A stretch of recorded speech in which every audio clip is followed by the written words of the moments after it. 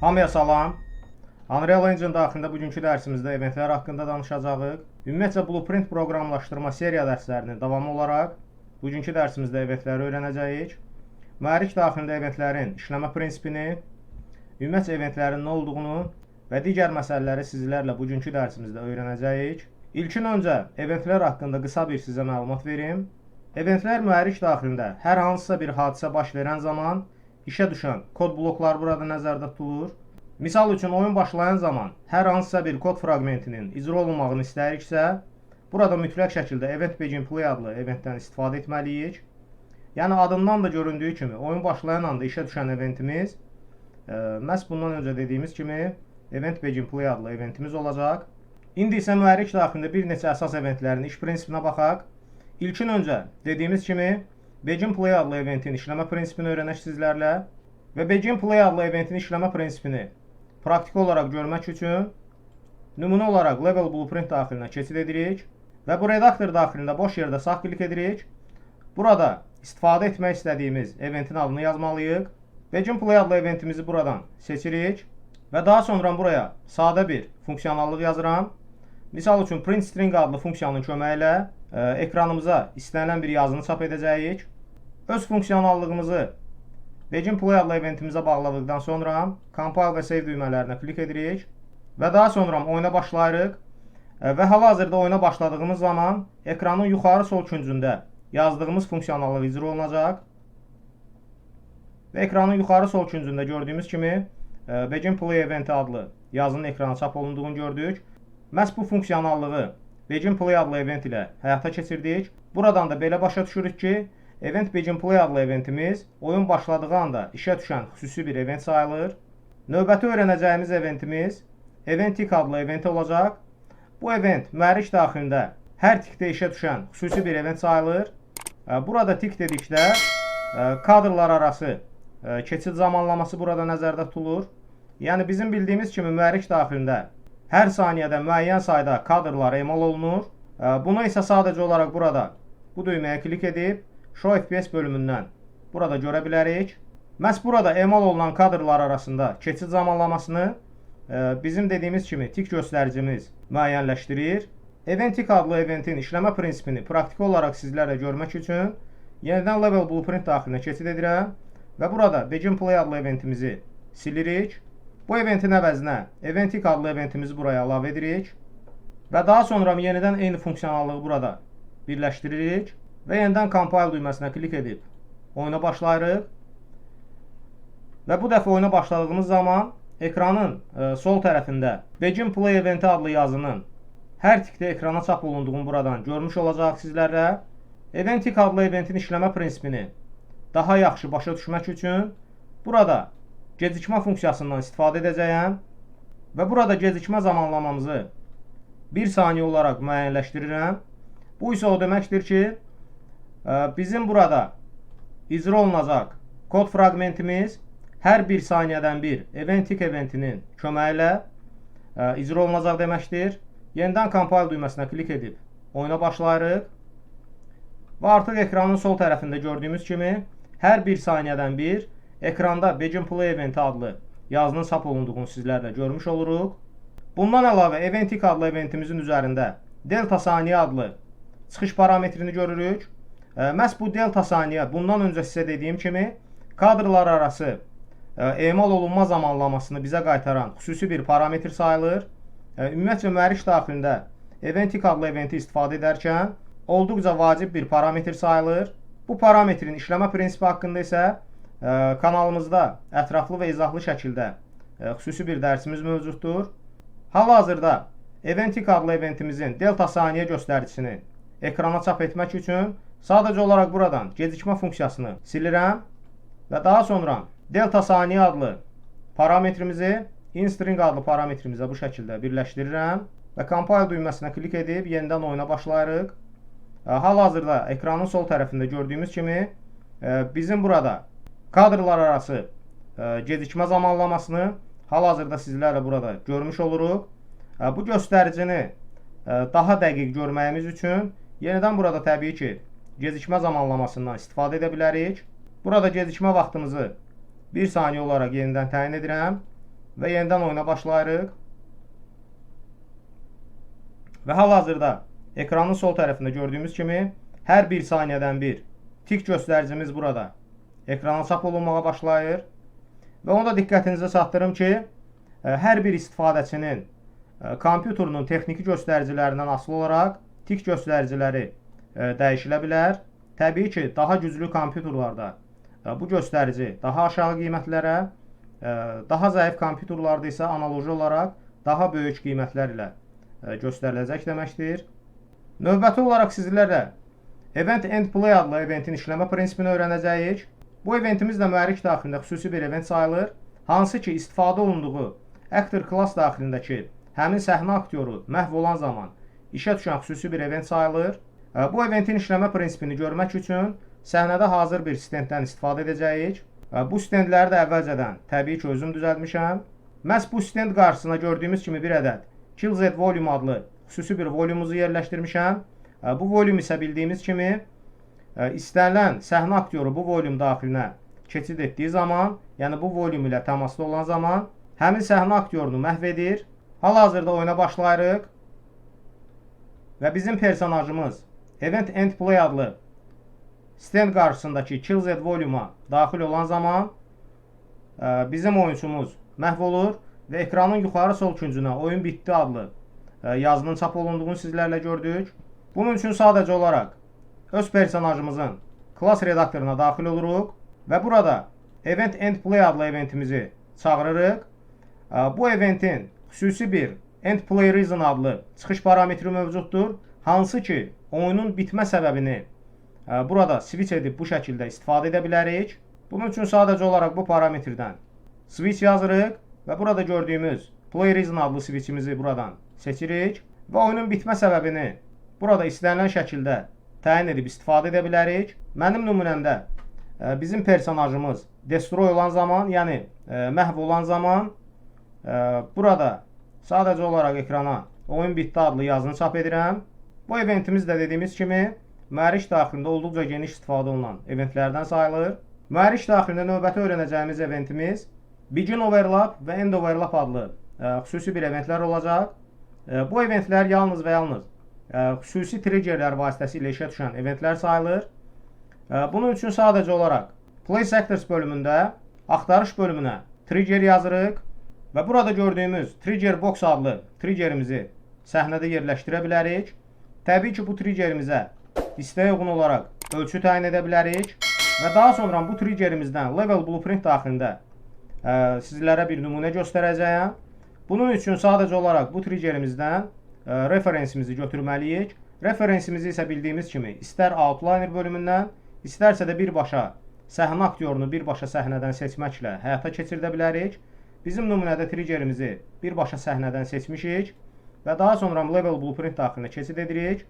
Burada boş yerdə sağ klik edirik. Mütləq şəkildə burada sensitivlik bölümü aktiv olmalıdır. Əks təqdirdə səhnə aktyorlarına birbaşa cavab verən heç bir funksiyonallığı biz burada görməyəcəyik. Daha sonra buradan Add Event bölümünü açırıq və burada kolliziya bölümündən bu iki eventi sizlərlə burada görürük. Hər iki eventimizi buradan seçib redaktorumuza əlavə edirik. Eventlərimizi buraya əlavə etdikdən sonra səhnədə sizlərlə sadə bir nümunəyə baxaq. Bunun üçün bu triggerimizin yerləşdiyi yerə əvvəlcə bir ədəd plane yerləşdirirəm. Bu plane'i burada yerləşdirməkdə əsas məqsədim sadəcə olaraq oyun başlayan zaman triggerimizin harada yerləşdiyini bilmək üçündür. Daha sonra buraya bir ədəd Point Light adlı işıq mənbəyi yerləşdirirəm. İşıq mənbəyimizin intensivliyini nisbətən artırıram və təbii ki, rəngini də dəyişirəm. Baxacağımız sadə bir nümunədə bizim əsas personajımız bu trigger daxilinə keçid etdiyi zaman Begin Overlap adlı eventimiz işə düşəcək və bunun nəticəsində də bu triggerə daxil olduğumuz zaman işığımızı söndürəcəyik və daha sonra bizim personajımız bu trigger daxilindən çıxdığı zaman həmin işığı yenidən yandıracağıq və bu zamanda təbii ki, End Overlap adlı eventimiz işə düşəcək. Bunun üçün işığımızdan referensimizi götürürük. Point Light'ımızdan referensimizi götürdükdən sonra Set Intensity adlı funksiyanı burada çağırırıq. Daha sonra funksiyonallığımızı bu şəkildə tamamlayırıq. Yazdığımız funksiyonallıqdan da gördüyümüz kimi bizim personajımız bu trigger ilə təmasda olduğu zaman işığımızın intensivliyini sıfıra gətiririk və daha sonra bizim personajımız bu trigger daxilindən çıxdığı zaman işığımızın intensivliyini yenidən əvvəlki dəyərinə qaytarırıq. Alınan nəticələri compile edib yenidən oyuna başlayırıq və bizim personajımız bu trigger daxilinə keçdiyi zaman gördüyümüz kimi işığımızın intensivliyi burada sıfıra bərabər olur. Daha sonra bu trigger daxilindən çıxdığı zaman yenidən işığımızın intensivliyi əvvəlki dəyərinə qayıdır. Növbəti öyrənəcəyimiz eventimiz Event Hit adlı eventdir. Bu eventin köməyi ilə bu event istifadə olunduğu aktyor klass daxilində həmin səhnə aktyorunun nə iləsə toqquşması zamanı işə düşən xüsusi bir event sayılır. Lakin bu eventin işləməyi üçün toqquşduğu obyektin mütləq şəkildə kolliziyası blok olmalıdır. Bunun üçün səhnəyə yenidən bir ədəd trigger volume yerləşdirmişəm və daha sonra bu trigger volume'umuzun details bölümünə nəzər salsaq, həmin trigger volume'umuzun kolliziya bölümü gördüyümüz kimi blok olaraq müəyyənləşdirmişəm.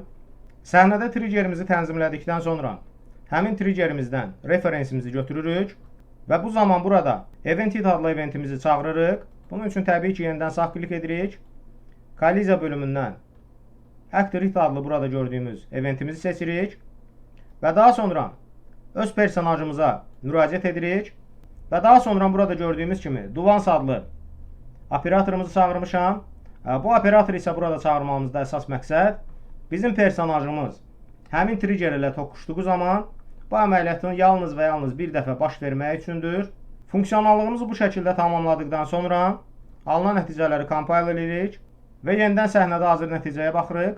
Bizim personajımız Event Hit adlı stand qarşısında bu trigger ilə toqquşduğu zaman ekranın yuxarı sol küncündə gördüyümüz kimi Hit eventi işə düşdü yazısının ekranın yuxarı sol küncünə çap olunduğunu sizlərlə görürük və hər dəfə bizim personajımız bu trigger ilə toqquşduğu zaman bu yazının yenidən ekrana çap olunduğunu görəcəyik.